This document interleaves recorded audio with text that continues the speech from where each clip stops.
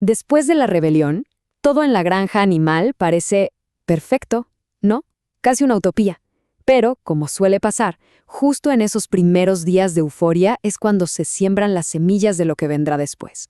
Hoy vamos a meternos de lleno en el capítulo 3, para ver justo eso, cómo ese idealismo empieza a chocar con la realidad del poder, y sobre todo, cómo los primeros privilegios se empiezan a disfrazar de necesidad.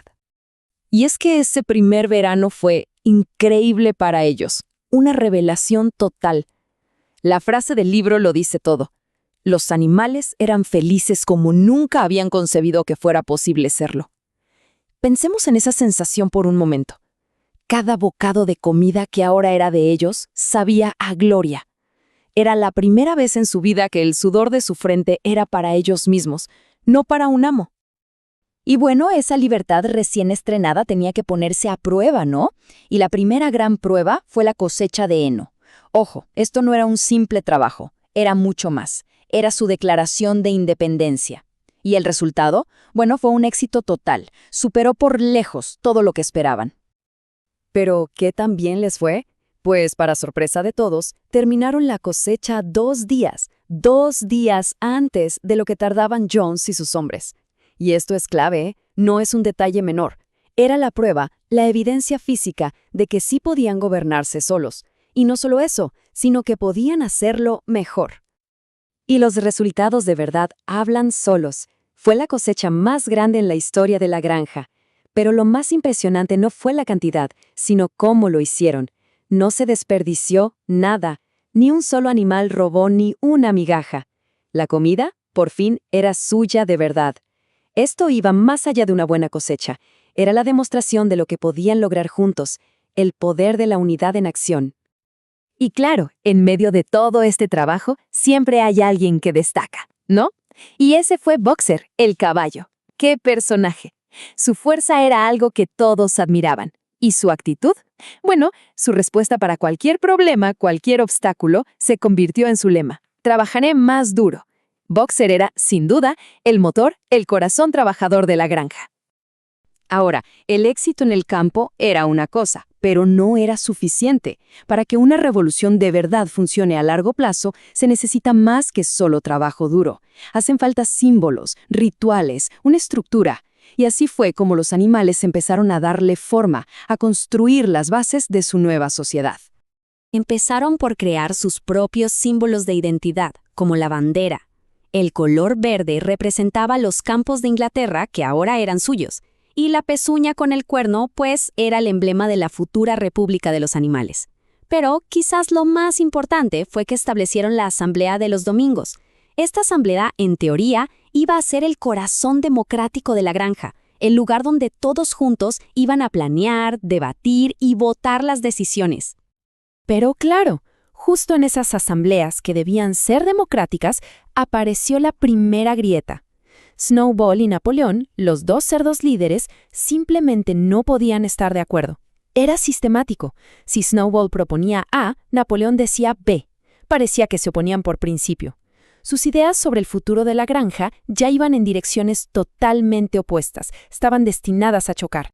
Y así es como llegamos a un punto clave. Por fuera, todo parecía funcionar a la perfección, como un relojito suizo. Pero si miramos un poco más de cerca, por debajo de esa superficie, ya empezaban a asomarse las primeras señales de que la utopía, bueno, no era tan perfecta como parecía. El ideal estaba clarísimo, ¿verdad? La idea era que nadie robaba, nadie se quejaba, nadie eludía sus responsabilidades. Esa era la gran promesa, una sociedad donde cada uno aportaba según su capacidad, todo por el bien de todos. O bueno, casi nadie. Esa pequeña aclaración del narrador lo cambia todo. De repente nos damos cuenta de que la perfección era solo una ilusión, y que las excepciones a la regla ya estaban ahí, empezando a hacerse notar.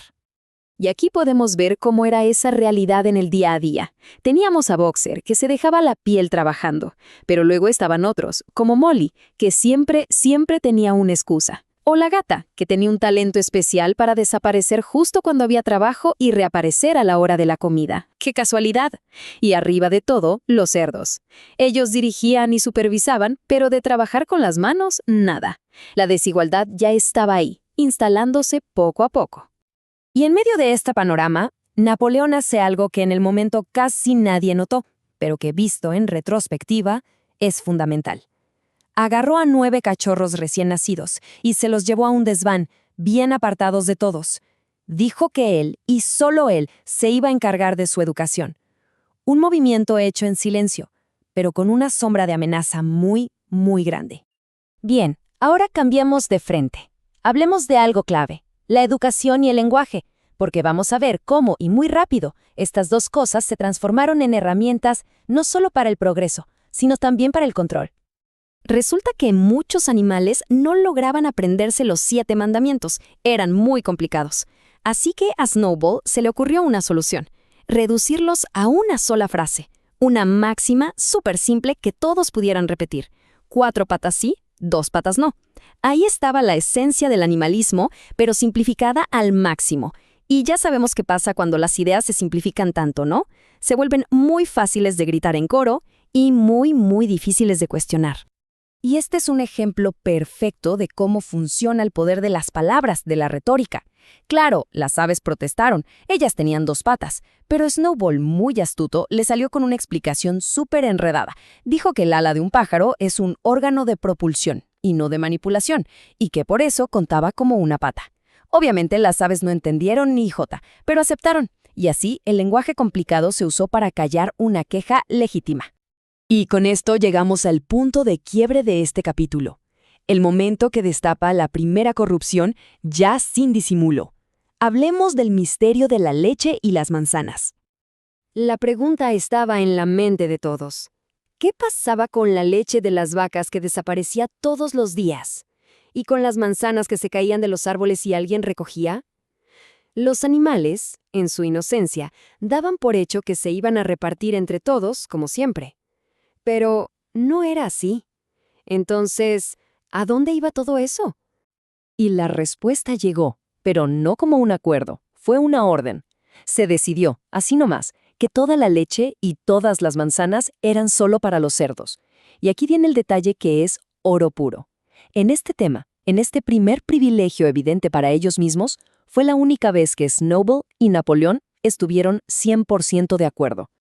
Claro, había que justificar esto, y para eso mandaron a Squealer, el genio de la propaganda, y el discurso que dio una clase magistral de manipulación. Insistió en que no lo hacían por egoístas, que va, sino por el bien de todos los demás. Nosotros los cerdos somos los que pensamos, dijo. Hasta mencionó a la ciencia para probar que necesitaban comer mejor. Básicamente, les dijo que toda la granja dependía de que ellos estuvieran bien alimentados. Un sacrificio necesario, según él. Pero faltaba el golpe final, el arma secreta que nunca falla, el miedo. Squealer cerró su discurso con la pregunta que lo cambió todo, una pregunta aterradora. A ver, ¿acaso alguno de ustedes quiere que vuelva Jones? Y listo. Con solo decir eso, cualquier queja, cualquier duda se esfumó. Silencio total. Y así fue. Los cerdos se quedaron con su privilegio, y el resto de los animales aceptó, sin más, la primera de muchas desigualdades que vendrían. Este momento nos deja con una pregunta que da que pensar, y que va mucho más allá de la historia de la granja. Cuando una revolución promete una igualdad perfecta, ¿cuál es la primera libertad que termina siendo sacrificada en el altar del bien común?